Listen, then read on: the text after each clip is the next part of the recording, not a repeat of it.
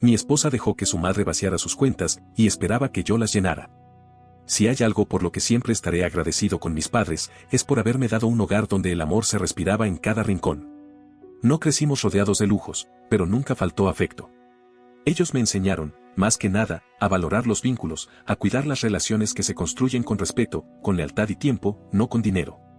Tal vez por eso, desde joven supe que eso era lo que quería encontrar en una pareja. Cuando conocí a Mariela, sentí que eso había llegado. Nos conocimos en una biblioteca hace 4 años, casi por casualidad, entre estantes y libros mal colocados. Terminamos almorzando juntos ese mismo día, y desde entonces empezamos a vernos con frecuencia. Me conquistó su entusiasmo, su ternura, la forma en que se reía de mis chistes malos, y esos pequeños regalos que me traía sin razón, como marcadores, postales o chocolates que decía que le recordaban a mí. Aunque sabía que no tenía mucho dinero, ese gesto me tocaba más que cualquier regalo costoso. Poco después de que empezamos a salir, los padres de Mariela la echaron de su casa. Según ella, fue por no poder contribuir más con los gastos. Yo lo vi de otra manera. Mariela trabajaba como asistente en una librería, ganaba lo justo y, aún así, les daba todo. Mireya y Octavio, sus padres, no eran precisamente amorosos. Ella solía justificarlos diciendo que simplemente eran imperfectos, pero lo cierto es que el trato que le daban dejaba mucho que desear. Cuando me contó lo que había pasado, no lo dudé. Le ofrecí venirse a vivir conmigo.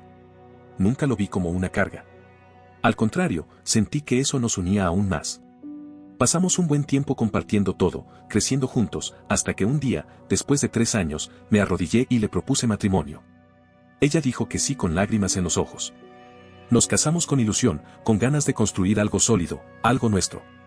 Y una noche, no mucho después de la boda, me habló de su sueño, abrir una tienda de ropa. Siempre había querido hacerlo, pero pensaba que era una idea loca. Le dije que no había nada de loco en eso, que si era su deseo, yo la apoyaría con todo. Tenía buen ojo para el diseño, para los negocios, y además, mi familia también estaba dispuesta a ayudar. En menos de un año, la tienda de Mariela fue un éxito. La gente hablaba de ella, salían notas en redes, le hacían entrevistas. Justo ese mismo año, su abuelo falleció y le dejó como herencia unos apartamentos viejos y un pequeño negocio de artesanía familiar. La familia, como no, reapareció. Mireya y Octavio empezaron a sugerirle que les ayudara administrando los bienes. Que ellos sabían cómo manejar esas cosas. Que ella estaba demasiado ocupada. Mariela dudó. Sentí que estaba a punto de cederles todo, hasta que intervine. Le dejé claro que nadie iba a quitarle lo que era suyo. Incluso le dije que mi abogado podía encargarse si se ponían insistentes. Y lo hicieron. Tuve que dedicarle muchas horas a revisar los papeles, gestionar las reformas de los apartamentos, levantar el negocio de artesanía que estaba casi en ruinas. Pero no me importó. Estábamos construyendo juntos, y yo creía que valía la pena. Pasaron los meses. Todo parecía estar bien, hasta que hace 2 días, Mariela me dijo que quería volver a tener a su madre cerca. No solo eso, quería que Mireya se viniera a vivir con nosotros. No supe ni qué decir. Me costaba procesarlo. Hablamos de la misma mujer que la había echado de su casa sin piedad. De la misma que quiso quedarse con su herencia. Le pregunté qué había pasado. ¿Por qué ese cambio repentino? Me dijo que Mireya le había pedido perdón. Que había reconocido sus errores. Pero también que le había dicho que si actuó así, fue por su culpa, por cómo la trataba. En ese momento entendí que no había ningún arrepentimiento real. Solo manipulación. Intenté hacerle ver a Mariela que perdonar no significaba volver a abrirle las puertas de su vida. Podía soltar el rencor, sí, pero no tenía por qué convivir con la persona que tanto la había herido. Ahí fue cuando Mariela explotó. Me gritó. Me llamó egoísta. Dijo que yo no podía entender lo que era crecer con padres fríos. Que ella estaba intentando sanar y yo se lo impedía. Después de esa discusión, dejó de hablarme. Lleva 2 noches durmiendo en la habitación de invitados. No me dirige la palabra. No me mira. Y aquí estoy ahora, sentado con todas estas preguntas. ¿Soy un mal esposo por tratar de protegerla de algo que ya le hizo daño una vez? ¿Debería callarme, dejar que ella lo maneje sola? ¿O estoy viendo venir un desastre y tengo la obligación de hacerle frente? No tengo las respuestas. Solo sé que, por primera vez desde que la conozco, siento que ya no estamos en el mismo equipo. Han pasado 6 días desde que Mariela decidió hablarme por última vez. Se sigue quedando en la habitación de huéspedes, se levanta temprano, se arregla, se va al trabajo y vuelve por la noche como si yo no existiera. Apenas cruza el umbral, se encierra, cena sola o dice que ya comió. No hay peleas, pero tampoco hay paz. Solo ese silencio tenso que se cuela por cada rincón de la casa y que pesa más que cualquier grito. Al principio pensé que se le pasaría. Que con el tiempo entendería lo que trataba de decirle. Que valoraría, al menos, que lo hice por ella. Pero el silencio siguió. Y empezó a doler. A molestarme de verdad. Hoy por la tarde, volvió del trabajo más temprano. Me sorprendió verla entrar con un tono algo más amable, incluso preguntó cómo me había ido el día. Me habría gustado ver eso como un paso hacia la reconciliación. Pero en el fondo sabía que venía algo. Nos sentamos a cenar. Fue entonces cuando rompió a llorar. No vas a creer lo que hizo mi mamá, me dijo entre lágrimas. Mi estómago se tensó antes de que siquiera abriera la boca. Ya sabía que algo había pasado. Lo sentí. La forma en que me miró no era solo tristeza. Era miedo. Vació las cuentas, dijo, bajando la cabeza. Todo. La tienda. El negocio de artesanía. Los apartamentos. La miré sin decir nada. Por un instante, pensé que no había escuchado bien. Pero no, lo repetía en mi mente con total claridad, su madre había vaciado todas las cuentas. Antes de que pudiera procesarlo, Mariela continuó, sin ningún asomo de vergüenza. Gabriel, necesito que me ayudes a reponerlo. Sé que puedes. Por favor. Tuve que soltar los cubiertos y tomar aire. Estaba cenando. Y de repente, tenía un nudo en la garganta, la cabeza dándome vueltas y las palabras estancadas. Me costó trabajo tragar siquiera saliva. Dame un segundo, fue lo único que atiné a decir. Me paré, caminé hacia el ventanal y traté de entender en qué momento exacto mi vida había dado ese giro. La pregunta era inevitable, ¿quién le había dado a Mireya acceso a todas esas cuentas? ¿Cómo había entrado al sistema bancario, a los portales del negocio, a todo? La respuesta era obvia. Le diste acceso, dije sin mirarla. Tú le diste las claves, ¿no? Ella no respondió de inmediato. Solo agachó la cabeza. No necesitaba que lo confirmara. Lo sabía. No podía creerlo. No solo había dejado entrar a su madre en su vida, le había dado las llaves de todo lo que habíamos construido. Y ahora, venía a pedirme que resolviera el desastre. Como si fuera mi responsabilidad. Mariela, empecé a decir, con una calma que me sorprendió incluso a mí. Yo te advertí. Te dije que tu madre no había cambiado. Que lo pensara 2 veces. Y aún así, hiciste esto. Ella me miró con los ojos húmedos, como si esperara compasión. Pero yo no tenía ni un gramo de eso en ese momento. Solo incredulidad. Y una sensación creciente de que algo dentro de mí se estaba rompiendo. No voy a pagar ni un peso, le dije con firmeza. No me pidas que arregle esto por ti. Porque no fue mi decisión. Fue tuya. Y ahora tienes que asumirla. Se quedó en silencio. Respiró hondo. Y sin decir nada más, se levantó de la mesa y se encerró en la habitación de huéspedes otra vez. El tratamiento del silencio ha vuelto. Solo que esta vez, ya no me molesta como antes. Me duele, sí. Pero también me deja claro que ya no hay un nosotros. Hay decisiones suyas, errores suyos, consecuencias suyas, y un límite que yo ya no estoy dispuesto a cruzar. Han pasado 3 días desde que le dejé claro a Mariela que no iba a cubrir los destrozos financieros que su madre dejó atrás. Y sí, el silencio sigue. Pero ahora viene con una dosis doble de resentimiento. La veo pasar por la casa como si fuera una invitada con derecho al fastidio. Y yo, simplemente ya no tengo ganas de intentar explicarle nada. Lo que más me desconcierta es lo siguiente, si su madre fue la que la robó, si fue ella quien vació las cuentas, ¿por qué soy yo quien recibe el castigo? ¿Por qué sigue tratándome como si yo fuera el enemigo, mientras su madre, la ladrona, sigue tan campante? Lo descubrí hace poco, gracias a un conocido que trabaja cerca del centro comercial. Me dijo que había visto a Mariela almorzando con Mireya. Juntas. Sonriendo. No podía creerlo. La misma mujer que la echó de su casa, que intentó quitarle su herencia, que robó sus negocios, ahora compartía mesa con ella mientras yo, su esposo, era el que tenía que vivir con su frialdad. ¿Quién perdona así a quien lo arruinó? ¿Y por qué no puede ofrecer ni una disculpa a quien intentó evitarlo todo? La rabia se mezcla con el desconcierto. Yo estoy aquí, en esta casa, sabiendo que tengo razón, pero sintiéndome cada vez más como un intruso. Pensé que era una etapa.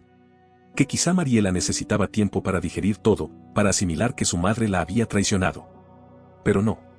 Lo que necesitaba era que yo actuara como su esposo y le repusiera lo perdido, sin reclamos, sin condiciones. Me niego. No por orgullo, sino por respeto a mí mismo. Yo advertí. Yo puse límites. Yo traté de proteger lo que habíamos construido juntos. Ella los ignoró. Los rompió. Y ahora, en vez de afrontar su error, prefiere victimizarse y esconderse tras la versión de que soy un hombre insensible, que la dejó sola. Lo peor es que no hay una discusión, no hay gritos, no hay drama. Solo ese muro grueso de indiferencia que ella construyó y que parece reforzar con cada día que pasa. Me estoy hartando. Ya no solo se trata del dinero. Se trata de que ella ya no me ve. Ya no me considera parte de su equipo. Su lealtad está torcida, entregada a alguien que nunca la valoró. Y mientras tanto, yo, ¿qué hago? ¿Sigo esperando a que despierte? No lo sé. Pero empiezo a pensar que ya no hay nada a lo que pueda despertar. No pensé que las cosas pudieran escalar tan rápido, pero el lunes lo confirmó, esto ya no era solo un conflicto doméstico. Era una guerra abierta, aunque disfrazada de silencio. Todo comenzó con una serie de mensajes. Primero por WhatsApp, luego por correo. No eran de Mariela. Eran de Mireya. Mensajes cargados de veneno, amenazas veladas, y esa típica forma pasivo-agresiva que usan quienes creen que manipular es lo mismo que hablar con autoridad. Si no haces lo correcto por tu esposa, voy a asegurarme de que pagues. Las cosas no tienen que terminar mal, si cooperas. Ya sé suficiente sobre ti como para destruir tu reputación. Y lo peor, no se escondía. Usaba su número, su nombre. Me estaba amenazando abiertamente. ¿Qué podía hacer? Llamé a la policía. Me dijeron que, mientras no hubiera agresión física o una amenaza directa de daño corporal, no podían intervenir. Que guardara evidencia, que estuviera alerta. ¿Alerta? ¿Qué se supone que debía vigilar? ¿Mi casa, mi teléfono, mi propia esposa? Porque sí, Mariela sabía. No solo lo sospechaba. Lo sabía. Y no solo no detuvo a su madre, sino que siguió actuando como si yo fuera el villano por no darles lo que querían. Me sentí como si hubiera entrado en una dimensión paralela donde lo absurdo es ley. Porque ya no se trataba solo del dinero, sino de algo mucho más retorcido, de verme como una máquina de reparación emocional, financiera y moral, a disposición de ambas. Y entonces vino el punto de quiebre. 2 días después de los mensajes, llegué del trabajo y encontré la casa hecha un caos. Sofás rasgados, platos rotos, muebles volcados. Las cortinas desgarradas. Hasta mi televisor, el único regalo que me hice cuando logré mi primer ascenso, hecho añicos. Y en el centro de todo, Mireya, histérica, gritando como si estuviera poseída. Y Mariela, ahí, viéndola. Suplicándole. Diciéndole que se calmara, que no lo hiciera. Pero sin detenerla. Sin oponerse realmente. Fue surreal. Yo, congelado en el umbral. Mi hogar devastado. Mis pertenencias rotas. Y mi esposa, de pie, sin moverse, sin proteger lo que era nuestro. No dije nada. Solo marqué el 911. Cuando los agentes llegaron, mostraron los mensajes que ya había guardado. Mireya fue esposada sin mayor resistencia. Mariela, en cambio, me miró como si yo hubiera sido el monstruo. «¿Cómo pudiste?», me gritó. «Es mi madre». Yo solo le respondí, y esta era mi casa. Esa misma noche le pedí a mi abogado que viniera. Ya tenía los papeles preparados. No había más que esperar. Cuando se los entregó, Mariela se desplomó en el sofá, uno de los pocos que seguía entero, y me lanzó una mirada de odio seco, de rencor mal digerido. ¿De verdad vas a tirar todo por esto? No por esto, le dije. Por todo lo que permitiste antes de esto. Cerré la puerta con calma detrás de mí. Por dentro, estaba hecho pedazos. Pero por fuera, ya no iba a permitir que lo notaran. Al día siguiente, cuando volví para recoger mis cosas con mi abogado, Mariela ya no estaba. La casa estaba vacía, silenciosa, como si todo el caos del día anterior no hubiera existido. Pero quedaban huellas, el marco de una foto astillado, una cortina colgando a medias, las marcas en el suelo de lo que alguna vez fue nuestro comedor. Mi abogado cerró la puerta detrás de nosotros y me aseguró que se encargaría del resto, trámites, inventario, custodia del domicilio hasta que se resolviera la división. Le agradecí y me fui directamente a casa de mis padres. La casa en la que crecí. La única donde siempre sentí paz. Pensé que ahí terminaba todo. Pero al día siguiente, Mariela apareció en mi oficina. No para disculparse. No para hablar. Sino para pedirme, otra vez, que reconsiderara. Dijo que había actuado mal solo porque estaba confundida, que no sabía lo que su madre tenía planeado, que yo estaba exagerando todo. No le contesté. Me miró como si no me reconociera. Como si la culpa fuera mía por no rescatarla de un incendio que ella misma provocó. Y entonces me lo soltó. No sabes lo que estás haciendo. Yo también tengo derecho sobre la tienda. Fue ahí cuando comprendí que ya no quedaba nada de la mujer con la que me casé. Recordé que, al iniciar el negocio, mi abogado me insistió en redactar un documento de inversión, incluso si se trataba de mi esposa. Yo no quería hacerlo. Me parecía una falta de confianza. Pero él insistió. Y ahora, era lo único que me protegía. Le mostré una copia desde mi teléfono y le recordé los términos, que el capital era mío, que yo figuraba como socio fundador y que, legalmente, ella no podía actuar sin mi autorización. Se quedó en silencio. Luego murmuró un insulto. Ni siquiera recuerdo cuál. Salió de la oficina sin despedirse. Los días siguientes fueron más tranquilos. Silencio, al fin.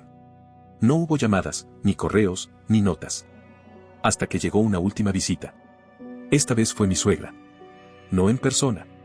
En una patrulla. Mireya fue arrestada y se le impusieron cargos por vandalismo, amenazas y violación de propiedad privada.